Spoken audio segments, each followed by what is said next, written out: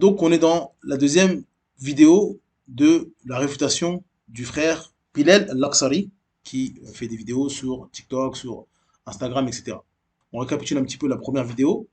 Donc il y a un frère étudiant qui s'appelle Morjan Abu Daoud, hafidahullah, et il a publié sur ses réseaux une vidéo de ce frère Bilal en train de participer à une assemblée de dhikr soufi, et il a fait une vidéo de réponse à la vidéo du frère Morjan en essayant de se justifier pour dire que, en gros, c'est pas blâmable ce qu'il a fait, il n'y a rien de mal.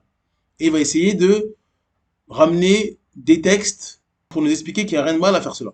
Donc dans la première vidéo, on a juste parlé un petit peu d'introduction et on a essayé d'établir quelques règles, quelques fondements des gens de la Sunna pour prouver par A plus B que nous, on est des gens de la Sunna et que ceux qui utilisent cette manière de comprendre la religion, c'est des gens du faux. Parce que c'est facile de dire on est des gens du vrai, on est des gens du vrai. Mais c'est quoi qui prouve cela? Ce qui prouve cela, c'est la méthodologie. Comment on aborde les textes? Est-ce qu'on aborde les textes comme Abu Bakr, comme Omar, comme Othman, comme Ali, et ceux qui les ont suivis de la meilleure des manières le faisaient? Ou c'est la porte ouverte? On fait ce qu'on veut, on comprend ce qu'on veut, et on dribble et on joue. Et donc, maintenant, on va ramener son premier argument. Quand il va nous parler, la hadra. Donc on va écouter la partie où il parle de cela. Maintenant, je vais me concentrer sur ces choses-là, vos questions que vous me posez à chaque fois. On va commencer par la hadra. C'est quoi la hadra? C'est ce qu'on voit là dans les vidéos quand on est debout, on se tient les mains et on se balance en disant le nom d'Allah Azza wa Jal, Al-Hayy, Al-Hayy, Al-Hayy. D'accord? Donc on fait l'évocation d'un nom d'Allah Azza wa Jal et on se balance, on le fait en groupe. Alors premièrement, si tu veux voir bien ce sujet en détail, j'ai fait une vidéo de 10 minutes, tu vas la voir, voilà. Mais là, je vais te faire un résumé. Alors la hadra, le fait de faire du dhikr en groupe, debout, en se balançant, pourquoi certains savants ont autorisé? Déjà, l'approche de l'argumentation de ce sujet-là, de ceux qui ont autorisé, il est de deux façons. On va prendre d'abord celle qui est traditionnelle, c'est-à-dire celle des fuqaha, qui se limite simplement au texte tel qu'il est, c'est-à-dire qu'ils ne vont pas prendre par exemple l'authentification par dévoilement ou quoi, ce genre de choses qu'on va expliquer après. Alors eux, ils te disent quoi? Ils te disent que Allah Azza wa Jal, comment il nous a ordonné de faire le dhikr? Il nous a ordonné de faire le dhikr de manière absolue. Allah Azza wa Jal, il nous dit et évoque ton Seigneur, et évoque ton Seigneur. Le prophète alayhi salam appelle à l'évocation aussi de manière absolue, sans dire comment faire, sans nous dire vous faites comme ça, comme ça. Non, ça n'a pas été décrit. Bien au contraire, Allah Azza wa Jal dit Alladhina yadhkuruna Allah qiyaman wa qu'udan wa ala junubihim. Ceux qui évoquent Allah debout, assis, en étant couchés. Donc, il y a un état absolu. Maintenant, ils ont dit, le prophète voilà, nous a appelé à faire du dhikr de manière absolue. Maintenant, est-ce qu'on a des éléments dans la tradition du prophète ou dans le Coran qui autorisent tel et tel acte? C'est-à-dire, par exemple, le fait de se balancer, d'accord? Le fait de se balancer, le fait de sautiller. Ils ont dit oui, par exemple. Regardez bien, c'est très important. Parce qu'il y en a qui disent oui, ils dansent dans la mosquée. Déjà, c'est pas de la danse, tu vois des gens se balancer, mais prenons en compte le mot danser, d'accord? Donc, dans cette partie, le frère Bilal, il va nous donner la définition de la hadra. Et ça, c'est très très important. Il faut écouter ce qu'ils disent. C'est important. Comme ça, on va pas nous taxer d'injuste. Vous trafiquez mes propos, vous dites pas ça, j'ai pas dit ça. Donc, il a dit, le frère, quand il a voulu expliquer ce que c'était la hadra dans sa vidéo, il a dit, on est debout, on se tient les mains et on se balance en disant le nom d'Allah, Al-Hayy, Al-Hayy, Al-Hayy. Donc là, il a parlé d'un vikr.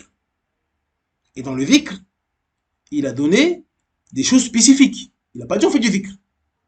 Écoutez bien, c'est important parce que il va se réfuter lui-même. Il va se réfuter lui-même. Donc il a donné des choses spécifiques. Il n'a pas dit on fait du vikr. Chacun fait ce qu'il veut. Non, il a dit on se tient debout. On se tient les mains. On se balance en disant le nom d'Allah, Al-Hayy, Al-Hayy. Donc là, c'est ça la définition de la hadra pour lui. Encore une fois, c'est lui qui est plus connaisseur de sa voix que moi. Moi, je ne peux pas donner une meilleure définition que lui-même. Parce que si je donne une définition moi-même, ils vont me dire c'est n'importe quoi, tu connais rien. Donc là, c'est lui qui a donné la définition. Et ensuite, le frère, il va commencer à étayer son argumentation. Il dit, Allah dans le Coran, il nous demande de l'évoquer. Et cela de manière absolue, sans dire comment faire. Il ramène des versets où Allah dit, évoquez-le, debout, assis sur le côté, etc. Donc en gros, il dit, c'est général. Il dit que le dhikr, dans les textes, il prétend ça, il dit que c'est venu de manière générale. avec cette parole-là, on va tirer une règle importante. Car on a dit, nous, on essaie de tirer des règles pour adorer Allah correctement et pour montrer la voie correcte et aussi pour enseigner aux musulmans à l'avenir. Donc la règle importante chez les gens de la passion, ça c'est une règle importante chez les gens de la passion. Cette règle importante chez les gens de la passion, c'est que la réfutation des gens de la passion, elle se trouve dans leur propre argumentation. Quand vous avez en face de vous quelqu'un de la passion, ça sert à rien de chercher midi à 14h. Ça sert à rien d'aller dans les livres, etc. Écoutez-le, méditez, et vous allez voir que la manière dont vous allez lui répondre, c'est dans ce qu'il a dit lui-même. C'est dans ce qu'il a dit lui-même. Pourquoi? Parce que soit c'est des ignorants, soit ils le cachent. Donc s'ils sont ignorants, et que vous, vous êtes censé connaître, parce que vous ne pouvez pas réfuter quelque chose avec ignorance. Donc lui, il parle d'un sujet qu'il ignore, ou qu'il ne maîtrise pas totalement. Et donc vous, vous êtes censé le connaître. Donc forcément, vous, quand vous avez le sujet en entier dans votre tête, ou dans les livres des savants, etc., vous pouvez le réfuter en disant, mais non, ce que tu as dit, c'est contre toi parce que tu ne maîtrises pas la chose. Ou alors, ils cachent. Donc ils vont dire une partie qui les intéresse, et ils vont cacher l'autre. Donc vous, comme vous savez, vous allez ramener l'autre partie, vous allez dire, non, mais t'as pas tout ramené là. Regarde la chose entièrement. Et quand tu ramènes la chose entièrement, tu vois qu'il a mal compris la chose, et qu'il s'est égaré. Donc il n'y a pas besoin de chercher midi à 14h. Donc il dit, les textes sont généraux par rapport au dhikr. Donc il dit que l'islam a parlé du dhikr de manière générale. Il faut faire le dhikr de manière générale, absolue, comme ça. Donc ça, encore une fois, c'est en partie vrai. Parce que il y a des textes qui nous montrent la manière de faire du dhikr de manière spécifique. T'as oublié de nous dire ça, Bilal. Mon frère Bilal. T'as oublié de nous dire qu'il y a des textes en islam qui nous ont dit de faire du dhikr d'une manière spécifique, à un moment spécifique, à un endroit spécifique.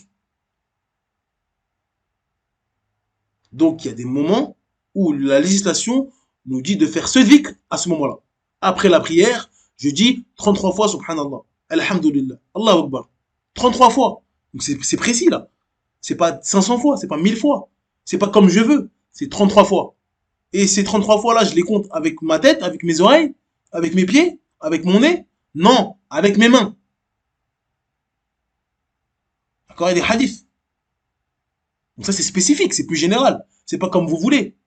C'est le nombre précis et avec vos doigts. On a du dhikr quand on sort de chez soi, quand on rentre de chez nous, quand on va aux toilettes, quand on sort des toilettes, avant de commercer avec notre femme. Il y a plein de afkar à des moments précis. Donc c'est quoi la règle, mon frère? Viens avec la règle en entier.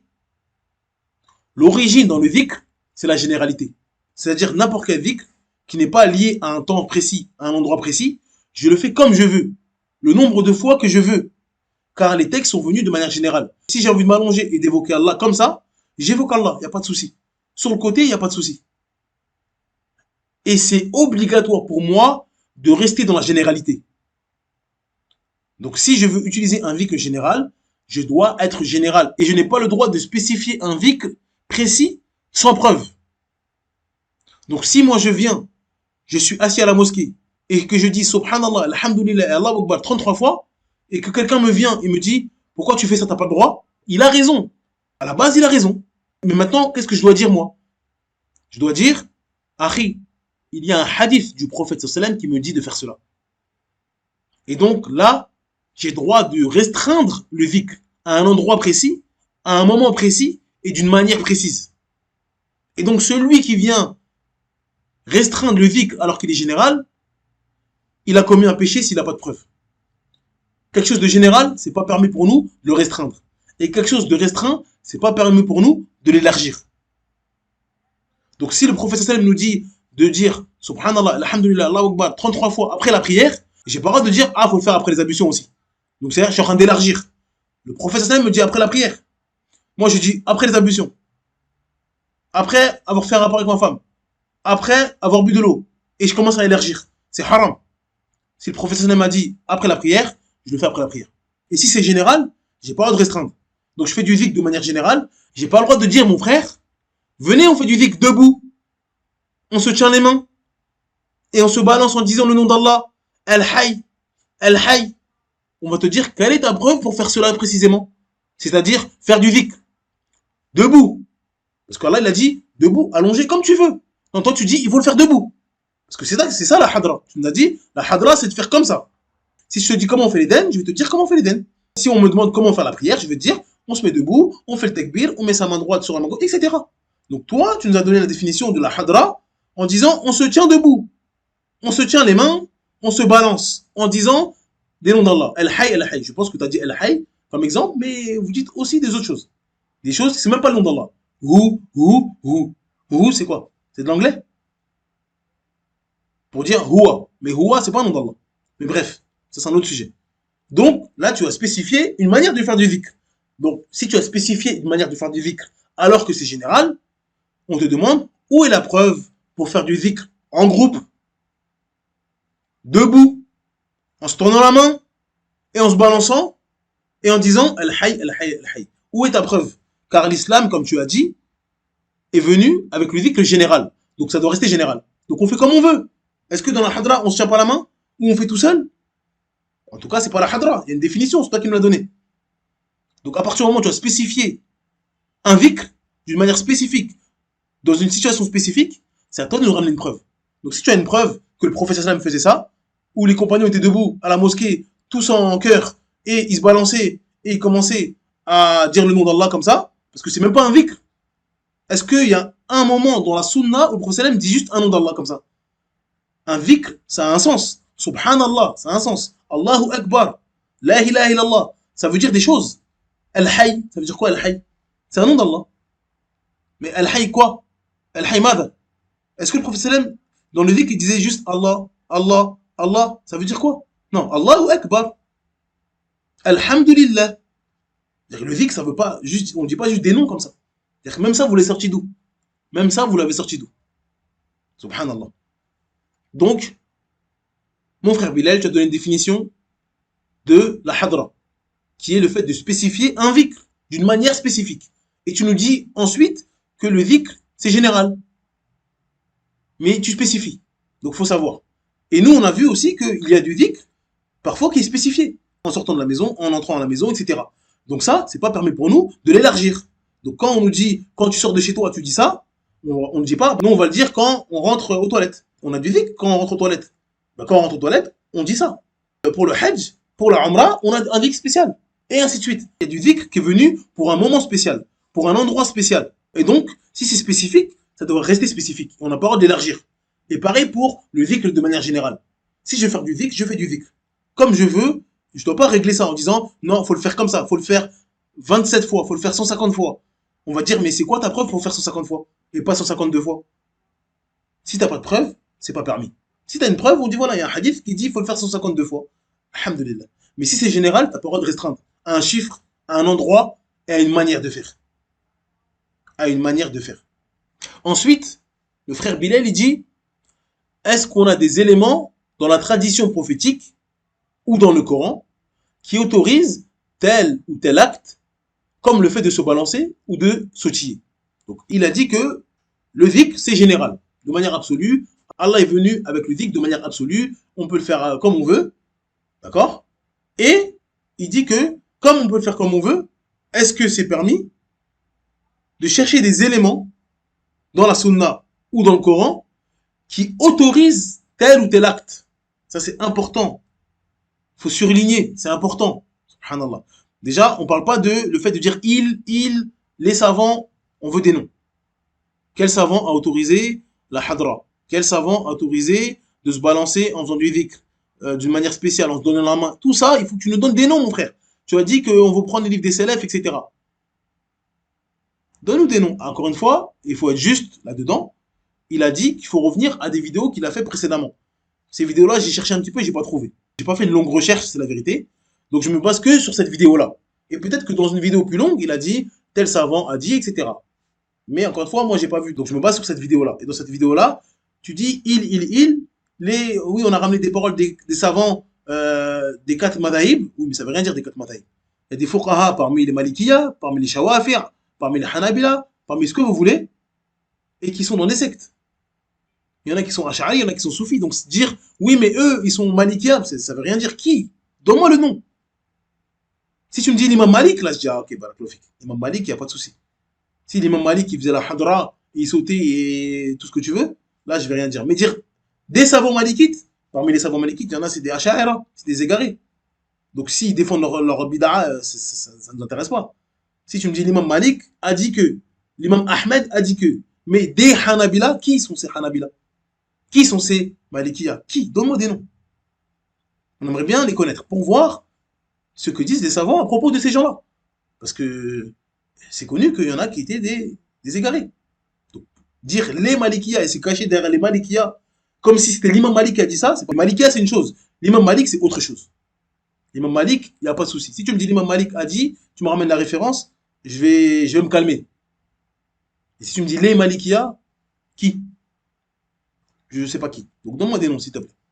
Donc, il dit, ça c'est très important, certains savants, comme il prétend, ont dit, est-ce qu'on a des éléments dans la tradition, donc c'est-à-dire, encore une fois, on a une aqidah, on veut danser, on veut bouger la tête.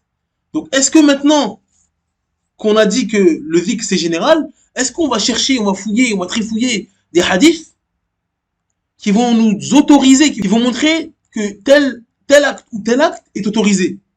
Subhanallah. Ça, c'est très très important. Ça montre la méthodologie de la personne. Donc, il a une croyance et il cherche maintenant. Et il va prendre des choses autorisées. Mais on ne veut pas des choses autorisées, mon frère. Tu fais une adoration. C'est le dhikr. Donc, pourquoi tu vas ramener des choses dans le dhikr qui sont autorisées? Soit tu nous dis, on a droit de faire le dhikr comme ça, et tu nous ramènes un hadith. Mais non, toi, tu cherches des choses autorisées pour les mettre dans du dhikr, qui est une adoration. Donc, si j'ai un hadith du prophète qui mangeait une pomme ou qui mangeait une date, moi, je vais arriver en disant, faites du dhikr en mangeant des dates. Et quand je vais dire, mais pourquoi tu fais du dhikr en mangeant une date? Tu me dis, le prophète a mangé une date. C'est autorisé, non? Et on peut faire du dhikr comme on veut. Donc, c'est ça l'islam. C'est comme ça qu'on comprend les textes. On a une adoration qui est le dhikr. Donc, Allah et son messager nous ont dit comment faire du dhikr. Soit c'est général, et on fait comme on veut, on n'a pas à spécifier. Donc, j'ai pas à venir avec une date en disant, on va faire du dhikr, dès qu'on dit subhanallah, on mange une date. Alhamdulillah, on mange une date. Allah Akbar, on mange une date. Et quand quelqu'un me dit, mais ça vient d'où ça? Après, t'as pas le droit de faire ça. Tu spécifies là. Tu dis qu'il faut faire du dhikr en mangeant une date à chaque fois. Et moi, je te dis, non, Ri. Allah a dit qu'on fait du dhikr comme on veut, allongé, assis, etc.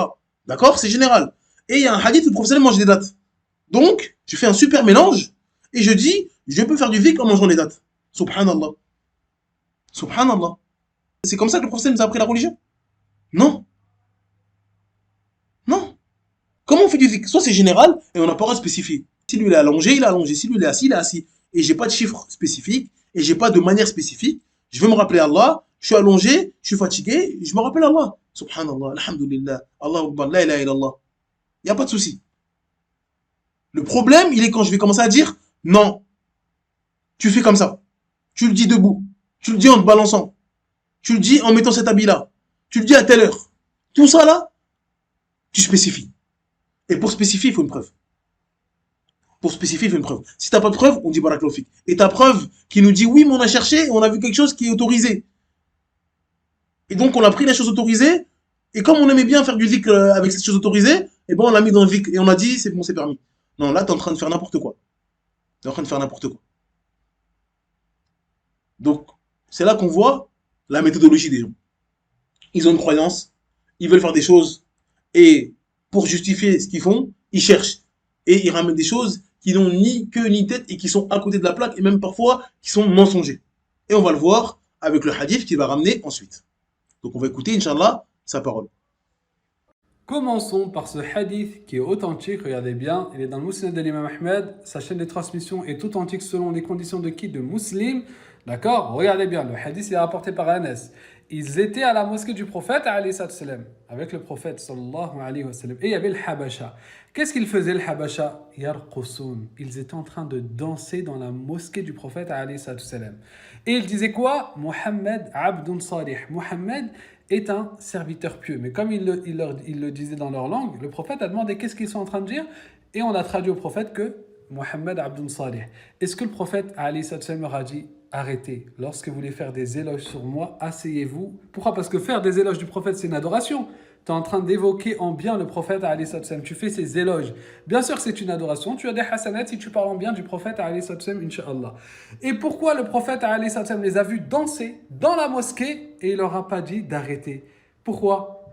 Pourquoi? Dites-moi, si c'est vraiment un monde, si vous êtes là, ouais, ils dansent dans la mosquée, donc vous connaissez mieux, vous êtes plus soucieux que le prophète, alayhi salam. Le prophète voit des gens faire ça dans la mosquée, dans la sienne, il dit rien, donc il a trahi le message, le prophète. Ou alors, toutes ses paroles, toutes ses actions et ses acquiescements sont taqrir et aussi la sunna. Donc il a acquiescé, le prophète, alayhi salam. Il n'a pas trahi le message, il a transmis le message tel qu'il a été transmis. Regardez bien. Ça, c'est une des preuves sur lesquelles il s'appuie pour dire que c'est permis. Mais on est en train de dire que la hadra, de base, même si on parle de raqs, parfois, comme dans le athar de l'imam Ahmed, que chez les Hanabila, j'ai fait dans la vidéo de la hadra, allez la voir, quand je parle de la vie des Hanabila, ça parle aussi, ils disent yarqusun. Mais en réalité, quand tu les vois, c'est du balancement ou du sautillement dans certains moments. Mais bref, c'est là, le prophète, alayhi salam, a vu des gens danser dans la mosquée.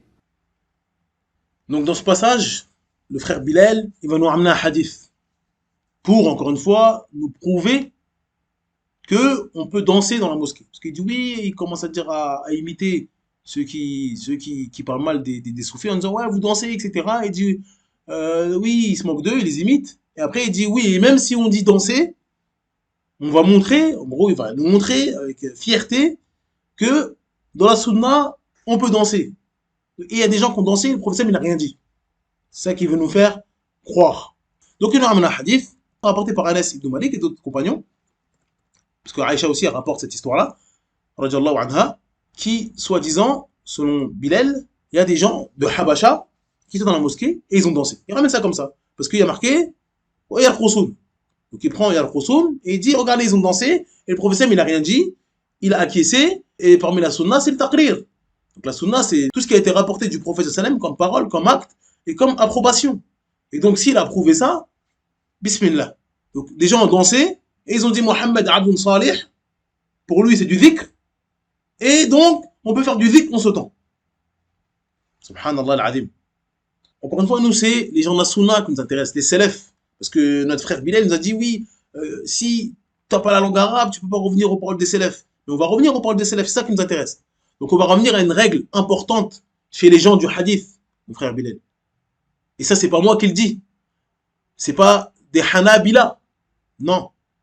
C'est l'imam Ahmed lui-même. Rahimahullah ta'ala. Donc moi, je te dis pas Hanabila. Je te dis l'imam Ahmed.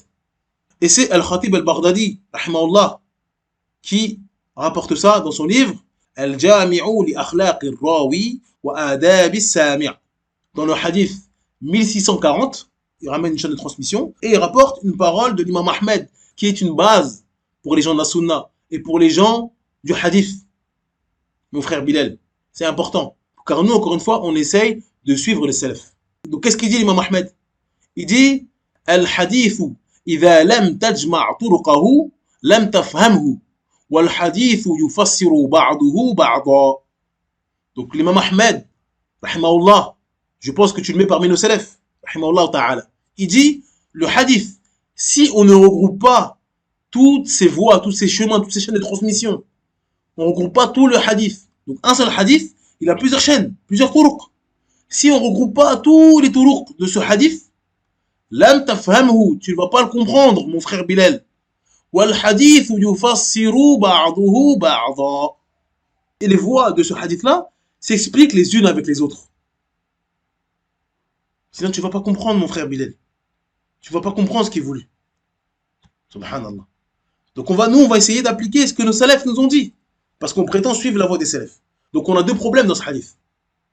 La signification du mot raqasa, parce qu'il dit yarqusun, il a dit il dansait. Et il monte son doigt comme ça et il dit yarqusun. Et il dansait. Donc, le problème, c'est yarqusun. Est-ce que yarqusun, ça veut dire danser? Premièrement. Est-ce qu'il dansait dans la mosquée? Premièrement. Et deuxièmement, comment comprendre ce hadith?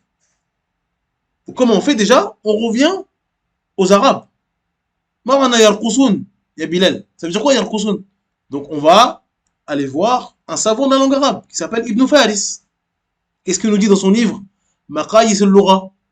Il nous dit Ar-Ra والقاف والصاد أصل يدل على النقزان يقال رقص يرقص رقصا ويقال أرقص البعير حمله على الخبب. Donc il dit quoi? Ibn Faris, rahimahullah, il dit le ra, le qaf et le sad, ça a une origine qui signifie sauter. Donc raqasa à la base c'est sauter. Après il nous parle du verbe, il nous fait le tasrif du verbe, il dit raqasa yarqusu raqsan et il emploie ce verbe comment les arabes l'utilisaient. Et il dit arqasa al-ba'ira. Donc arqasa al-ba'ir. Donc arqasa ici, ça a l'origine du verbe raqasa, mais il a un wazn qui est différent. Et donc là le wazn, c'est le wazn af'ala. Donc on a rajouté un hamza. Et ce hamza là, il a pour sens ta'diya. Donc on pourrait traduire ta'diya par là ici par le fait de faire quelque chose à quelqu'un. Et donc par exemple, on a le verbe dakhala. Dakhala, ça veut dire entrer. Donc on fait l'action d'entrer dans un endroit. Et si on ajoute ce hamza là qui a le sens de ta'diya, ça va changer le sens. Donc on va dire adkhala. Donc ça va être le wazn af'ala. Et donc adkhala, ça veut dire quoi? Faire entrer quelque chose ou quelqu'un. Donc c'est plus entrer. Dakhala, c'est entrer. Donc c'est moi qui entre, c'est lui qui entre. Mohamed est rentré dans la classe. Mais si je mets adkhala, là ça a le sens de faire entrer quelque chose. Donc Mohamed a fait entrer Zaïd dans la classe. Pareil pour kharaja. Kharaja c'est sortir. Si on ajoute le hamza, ça fait akhraja. Et donc akhraja, ça veut dire faire sortir quelqu'un. Donc le professeur par exemple a fait sortir l'élève. Donc kharaja al-muallim, c'est pas pareil que akhraja al-muallimu al-taliba. C'est pas pareil. Donc kharaja al-muallim, ça veut dire le professeur est sorti. Il est sorti de la classe. Alors que akhraja al-muallim al-talib, là on dit le professeur a fait sortir l'élève de la classe. Donc là c'est pareil. Raqasa, il dit arqasa al-ba'ir. Ma ma'na arqasa al-ba'ir? C'est-à-dire hamalahu ala al-khababi. Le ba'ir c'est un chameau. Quand un chameau il va vite, il saute. Il est au galop. Et quand il est au galop, que ce soit un chameau ou un cheval, quand il est au galop, il saute. C'est comme s'il saute. Donc arqasa al-ba'ira, ici celui qui subit l'action c'est le ba'ir. Donc ça veut dire que le cavalier il a fait aller tellement vite le cheval qu'il l'a fait sauter. Donc il fait sauter le cheval, ça veut dire il le fait aller très très vite. C'est ça qui est voulu par Arqasa al-Ba'ir. Donc c'est ça Raqasa. À la base c'est sauter. Le mot Raqasa, il peut vouloir dire danser, parce que parfois quand on danse, on fait des sauts, etc. Mais à la base, Raqasa, ça a le sens de sauter. Et ça c'est important pour la suite du hadith. Donc ça c'est le premier point. Raqasa, maintenant c'est ce que ça veut dire. Ensuite, comme nous, on veut faire comme l'imam Ahmed parmi nos salafs, d'accord? Il n'y a pas que l'imam Ahmed qui rapporte ce hadith, il y en a plein d'autres. Et donc, on va lire le hadith pour bien comprendre le hadith. Inch'Allah Azzawajal. Donc, premier hadith qui va nous expliquer cette histoire-là, parce qu'on veut comprendre cette histoire-là, Bilal. On a envie de comprendre pour adorer Allah correctement. Nous, si la sunna nous dit qu'on peut faire des saltos en faisant du dhikr, on va faire des saltos en faisant du dhikr. Si on nous dit qu'on peut faire des toupies, on va le faire.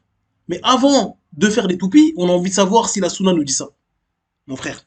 Donc on va regarder ce que nous disent les hadiths. Donc l'imam Muslim nous rapporte un hadith d'après Aïcha radhiyallahu anha. Où Aïcha a dit, en parlant de ceux qui étaient dans la mosquée, elle dit Wadittu anni arahum. Donc j'avais envie de les voir. Donc Aïcha elle avait envie de voir ces gens-là. Donc il y a un moment où ils faisaient des choses dans la mosquée. Les jeunes gens de Habasha, Habasha c'est l'Éthiopie actuelle, etc. Ils faisaient des choses dans la mosquée. Ces choses-là, on a envie de savoir c'est quoi ces choses-là. Mais Aïcha elle avait envie de les voir. Donc qu'est-ce qu'elle dit? قالت فقام رسول الله صلى الله عليه وسلم وقمت على الباب انظر بين أذنيه وعاتقه. Donc le prophète il s'est levé et Aïcha s'est levée aussi près de la porte et elle a commencé à regarder ce qu'il faisait parce que la maison d'Aïcha elle était collée à la mosquée. Donc elle voulait voir ce qui se passait. Donc le prophète il s'est levé et elle s'est levée et elle a regardé ce qui se passait sur l'épaule du prophète sallallahu alayhi wa sallam, à côté de ses oreilles. Donc elle regardait et elle avait la tête sur son épaule. Et elle dit quoi, Aïcha radhiyallahu anha? Wa hum yal'abuna fil masjidi. Qu'est-ce qu'ils faisaient ces gens-là? Ils disaient al-hayy, al-hayy, al-hayy en dansant? Non. Yal'abuna fil masjid. Ils jouaient. Ils étaient en train de jouer. Et quand on joue, parfois on saute. ils jouent dans la mosquée. Donc, eux, au lieu de dire, bon, on a des preuves que c'est permis de jouer dans la mosquée. Si des enfants jouent dans la mosquée, ils peuvent sauter, ils peuvent courir. Non, ils disent pas ça, eux. Et ils viennent debout, dire Al-Hayy, en train de sauter, en train de danser et faire du dhikr. Mais non, ils sont en train de jouer là. Mais encore une fois, c'est pas fini. On va ramener des autres versions, Inch'Allah. Dans une autre version, cette fois-ci rapportée par l'imam Abu Daoud, rahimahullah ta'ala, Anas toujours. Il dit لما قدم رسول الله صلى الله عليه وسلم المدينة لعبت الحبشة لقدومه فرحا بذلك لعبوا بحرابهم. Donc dans ce hadith rapporté par l'imam Abu Daoud, Anas dit lorsque le prophète Mohammed sallallahu alayhi wa sallam est arrivé à Médine. Donc on connaît tous les hadiths où le prophète il arrive à Médine, tout le monde était content, tout le monde était en joie. Le prophète sallallahu alayhi wa sallam arrive à Médine. Qu'est-ce qui s'est passé? La'ibat al-Habasha. Les gens de Habasha, d'Éthiopie, etc., ils ont commencé à jouer. Ils étaient heureux. Ils étaient heureux de l'arrivée du prophète Mohammed sallam à Médine. Et après, il a dit quoi? La'ibu bi hirabihim. Hirabihim, c'est les lances. C'est les choses en fer pour l'arme, pour la guerre. Donc en gros, ils faisaient des démonstrations de combat, etc. Ils étaient contents. Ils sautaient. Quel est le rapport avec le dhikr ici? Quel rapport avec le dhikr? Quand on dit il saute de joie, si je saute de joie demain, on m'apprend que mon fils a été sauvé d'une grande maladie, on m'apprend d'une chose comme ça, et je saute de joie, parce que j'ai eu une information qui me met en joie. Quel est le rapport avec le fait de faire du dhikr? Même si je dis Alhamdulillah, je commence à sauter dans tous les sens. Je dis Alhamdulillah, Allahu Akbar, et je suis content. Je suis tellement content que je commence à sauter. Est-ce que quelqu'un il va venir en disant sauter, en disant Allahu Akbar, ça devient une adoration? Et maintenant, pour dire Allahu Akbar, on va sauter. Si quelqu'un évoque le nom d'Allah ou fait les éloges du prophète en faisant quelque chose avec son corps, ah, il a fait ça en invoquant Allah, donc c'est bon, c'est parti, on va spécifier. Non, lui, il n'a pas spécifié. Il l'a fait comme ça. Il l'a fait comme ça. Je tombe par terre, je dis Subhanallah. J'ai failli me casser le crâne. Donc maintenant, à chaque fois qu'on va dire Subhanallah, on va tomber, on va se jeter par terre. Non, c'est pas parce que je fais une adoration en faisant un acte qui est mondain, qui est autorisé, que cet acte autorisé, on va le prendre et dire maintenant on va faire comme ça pour faire l'adoration. Non. Le moment où tu dis on va faire comme ça cette adoration, là tu as spécifié une adoration générale.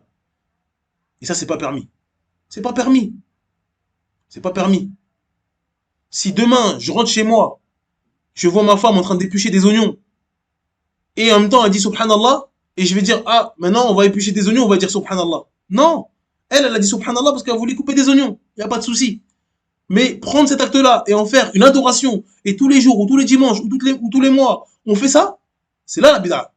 C'est ça la bid'a. On continue. Parce qu'encore une fois, notre imam Ahmed nous a dit de regrouper tous les hadiths pour bien comprendre, mon frère. Donc maintenant, on va voir le hadith rapporté par l'imam Al-Bazzar dans son Mousned. Il rapporte le hadith qui dit قدم رسول الله صلى الله عليه وسلم المدينة من بعد مغازه أو أسفاره. Donc, il dit, le professeur, il est arrivé à Médine, il est revenu de bataille ou de voyage. Donc là, cet élément, il nous fait comprendre qu'il est venu, le professeur, mais c'est pas pour sa hijra. Dans le premier hadith, vous pouvez comprendre qu'il arrive pour la première fois à Médine. Non. Là, il était déjà à Médine, il est déjà installé à Médine. Mais, il est parti pour un certain moment, pour une bataille, ou des batailles, ou pour un voyage. Mais en tout cas, il est revenu à Médine. Et donc les gens, ils étaient contents.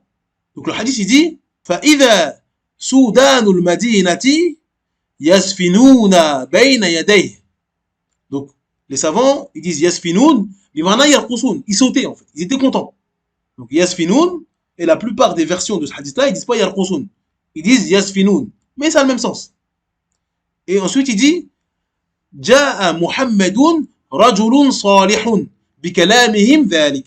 Ils étaient contents, ils sont sautés et ils disaient Mohammed, l'homme salih, l'homme pieux, l'homme bon, est arrivé. Et bien sûr, dans leur langue. Dit bikalamihim.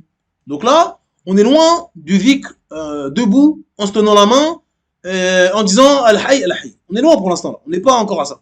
Mais peut-être. Encore une fois, on va essayer d'être juste.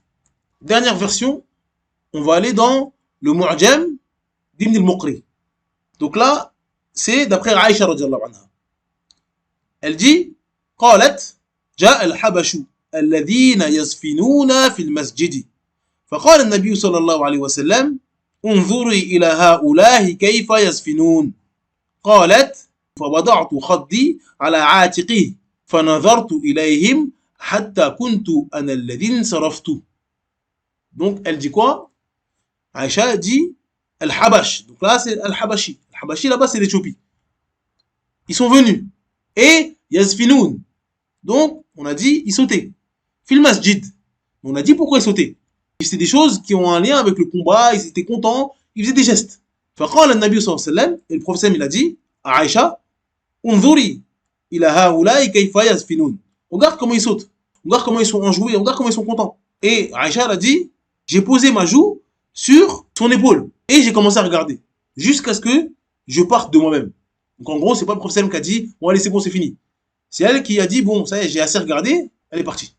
Donc quand on résume le hadith, quand on regroupe les hadiths, encore une fois, il y a plein de hadiths, il y a plein de savants qui rapportent ce hadith-là. Mais ça tourne autour de ça. Soit c'est Aïcha qui raconte, soit c'est Anas. Et ils disent que le prophète est venu, est arrivé à Médine. Et il y a des gens de Habasha qui étaient contents de son arrivée et ils ont commencé à sauter de joie. Qu'est-ce qu'on tire de ce hadith-là? Que c'est permis de extérioriser sa joie quand on est dans la mosquée. Et c'est permis de sauter quand on est jeune, des jeunes enfants, etc. Ils sautent dans la mosquée. Des fois, on voit à la mosquée des jeunes, des papas qui sont fâchés que les enfants jouent, etc., ou ils sont contents. On leur dit non. À l'époque du prophète, il laissait les gens, quand ils étaient en joie, etc., tant qu'il n'y a pas de choses blâmables, faire ça dans la mosquée. Au mieux, on retire ça du hadith. À quel moment on retire que la hadra, selon ta définition, il y a Bilal, c'est-à-dire être debout, se tenir la main, en groupe, se balancer et dire Al-Hayy, Al-Hayy, à quel moment de ce hadith-là on tire que c'est permis de faire ça? Barakallahu fik. Si on est juste, si on essaie de craindre Allah un minimum, on sait qu'il y a des textes spécifiques, il y a des textes généraux. Comment on peut prendre un texte, encore une fois, qui est à côté de la plaque, on ne nous parle même pas de comment faire du dhikr. Le prophète nous a tout montré. Il nous a montré comment faire du dhikr. Pourquoi vous n'allez pas voir dans les hadiths où il nous a montré comment faire du dhikr? Ou comment il a fait du dhikr? Pourquoi vous venez dans un événement qui n'a rien à voir avec le dhikr? Et il nous dit, oui, mais ils ont dit Mohammed Abdul Salih. Et donc, c'est une adoration. Subhanallah. C'est exactement si je dis, ma femme, elle a coupé des oignons et elle a dit, Alhamdulillah, Allahu Akbar. Comment les oignons s'appliquent les yeux. Et maintenant, je dis, bon, allez, on commence à prendre des oignons et on dit Allahu Akbar, Allahu Akbar. Et on coupe des oignons. Tu vas pas accepter ça, subhanallah. Tu ne vas pas accepter ça. Et quand je vais te ramener ça comme argument, tu vas me dire, mais c'est n'importe quoi. Certes, elle a dit, subhanallah. Certes, elle est en train de couper des oignons. Mais pourquoi toi, tu vas spécifier et tu vas nous ramener un dhikr et tu vas le mettre ça dans l'islam? Tu vas dire maintenant, ça fait partie de l'islam. Eux, ils ont fait ça pour une circonstance précise. Est-ce que le prophète, il a dit, ça, c'est l'islam? Faites-le. Et les sahaba, ils l'ont fait. Si, il fallait comprendre ça comme ça. Après ce passage-là, après cet événement-là, tous les sahaba, ils auraient dû faire du dhikr en ce temps. Si les compagnons, ils avaient compris ça, comme toi, tu as compris, tous les compagnons, après cet événement-là, parce que le prophète, il a validé qu'ils sautent dans la mosquée. Et ils ont dit, Mohammed Abdul Salih. Donc toi, tu nous as fait un mélange. Comme ils ont dit, Mohammed Abdul Salih. Selon toi, c'est une adoration. D'accord? Et eux, ils ont sauté en même temps. Donc, nous, on va se réunir tous les jours, dans le 93, dans le 92, ou au Maroc, ou je ne sais où, et on va commencer à sauter, et à se tortiller, et à faire du dhikr. Si il fallait comprendre ça comme ça, Wallahi, Abu Bakr, ils nous aurait devancé. Wallahi, Omar, ils nous aurait devancé dans ça. Et ils auraient sauté, Yarqusun, wa Yazfinun. Ça aurait été les premiers à faire ça en cœur. Mais ils n'ont pas fait ça, mon frère. Après cette histoire-là, ils ont continué à faire du dhikr, comme tout le monde fait du dhikr. Assis, chacun dans son coin. Subhanallah, alhamdulillah, Allahu Akbar. Pas en cœur, pas debout, à se dandiner. Ils n'ont pas compris ça comme ça, mon frère. Donc reviens à la compréhension des compagnons. Ces hadiths-là, il est venu avec les compagnons. C'est Aïcha qui rapporte ces hadiths-là. Pourquoi ils n'ont pas fait ça comme toi? Pourquoi, Akhil Karim? C'est pas mieux de se contenter de leur compréhension? Et tu nous dis, oui, mais des fuqaha ont dit. Oui, mais moi je te dis, Aïcha, elle a dit, c'est elle qui rapporte le hadith. Tous ces fuqaha, ils ont mieux compris qu'Aïcha, qui a vécu ce moment-là, que Anas. Anas, il servait le prophète dans sa maison. Dans la maison du prophète Mohammed sallam. Donc ces gens-là qui étaient à proximité du prophète sallam. Est-ce qu'ils ont fait ça? Ils racontent le hadith. Est-ce qu'on comprend mieux qu'eux? Tu comprends mieux que le hadith, mon frère? Subhanallah al-Azim. Qu'Allah nous donne une bonne compréhension de la religion.